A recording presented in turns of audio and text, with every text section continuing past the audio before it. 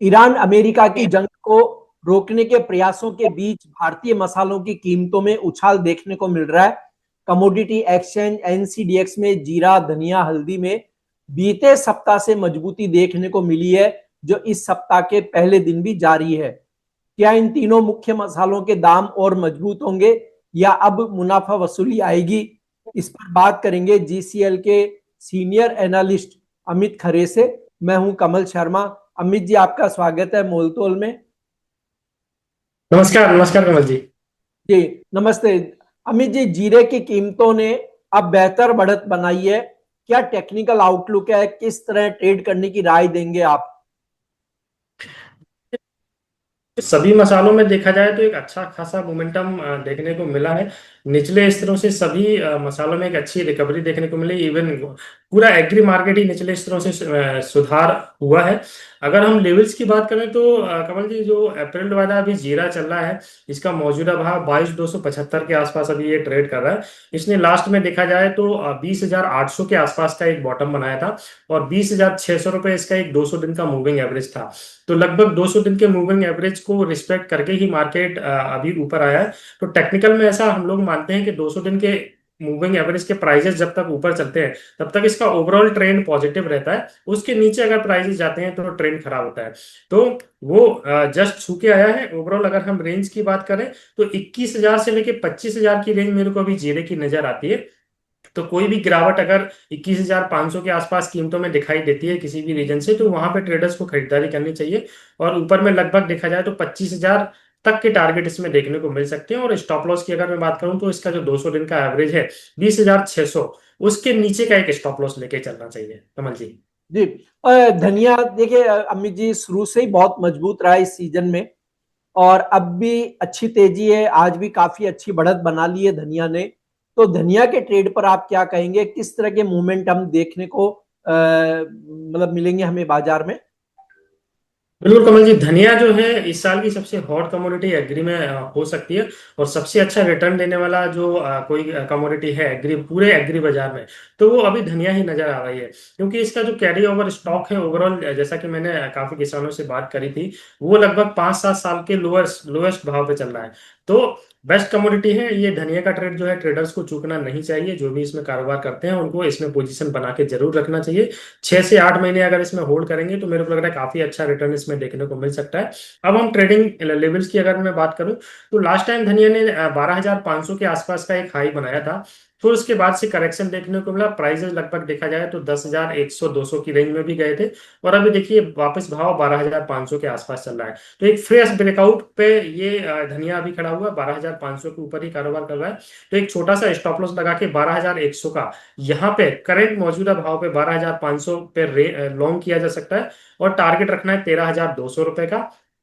13,500 रुपये कमल जी, इसका multi year high है। लगभग 4 सालों में उसके आसपास ही जाता है और वापस फिर से डाउन आ जाता है। तो 13,500 के लेवल का जो है ट्रेडर्स का खासतौर से ध्यान रखना चाहिए।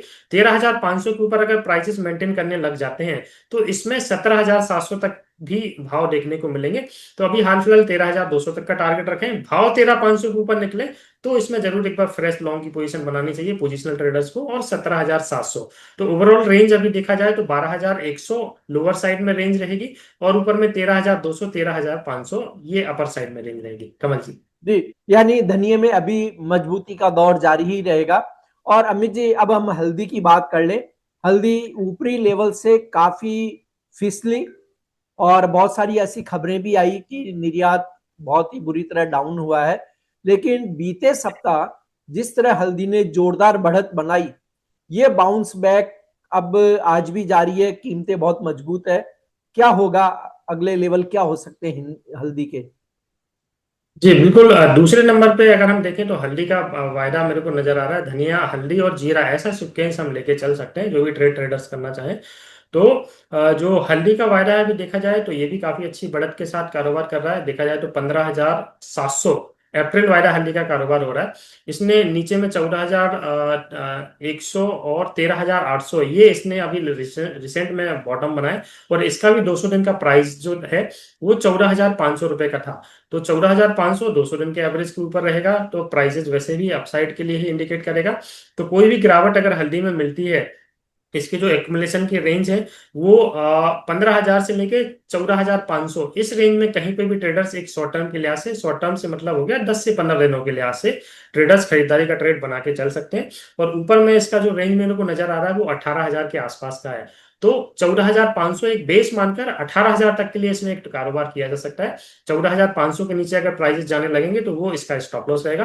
टारगेट रखना है लगभग 18,000 रुपए का। कमल जी। जी अमित जी, आपने जैसे धनिया, हल्दी, जीरा तीनों में बताया और तीनों में ये भी कहा कि खरीद करके चले, यानी ये स्पष्ट है कि शॉर्ट सेल नहीं करना, अभी इन मसालों के बाजार के ट्रेंड के अनुसार ट्रेड करना है।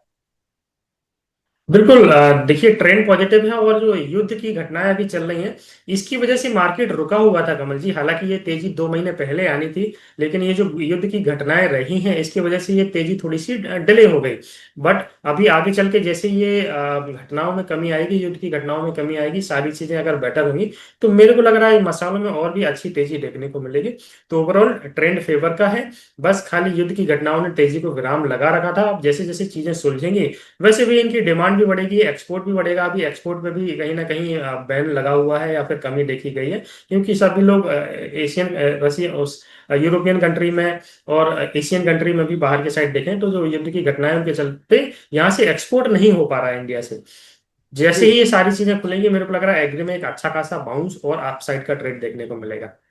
जी अमित जी, आपका कोई डिस्क्लेमर? कमल जी, जो भी ट्रेड अभी हमने डिस्कस किए हैं मसालों में उसमें मेरी कोई पर्सनल पोजीशन नहीं है। हमारे यहाँ पे क्लाइंट की पोजीशन इसमें हो सकती है। इन दिनों हम देख रहे हैं कि युद्ध के चलते मोमेंटम काफी बड़ा है, तो ट्रेडर्स को रिस्क जरूर ध्यान में रखनी चाहिए। जितना भी छोटा रिस्क वो ले सकें अपनी रिस्क की कैपेसिटी के हिसाब से, उसके हिसाब से ट्रेड करें, स्टॉप लॉस फॉलो करें और जो रजिस्टर्ड फाइनेंशियल एनालिस्ट होते हैं उनका सजेशन जरूर लेना चाहिए। जी आपका धन्यवाद, शुक्रिया Amit ji. Thank you. Commodity market में हर मिनट बदलता है मौका। खबर से पहले संकेत चाहिए, मोल तोल मुनाफे की बात। कमोडिटी ट्रेडर्स का स्मार्ट न्यूज ऐप अभी डाउनलोड करें।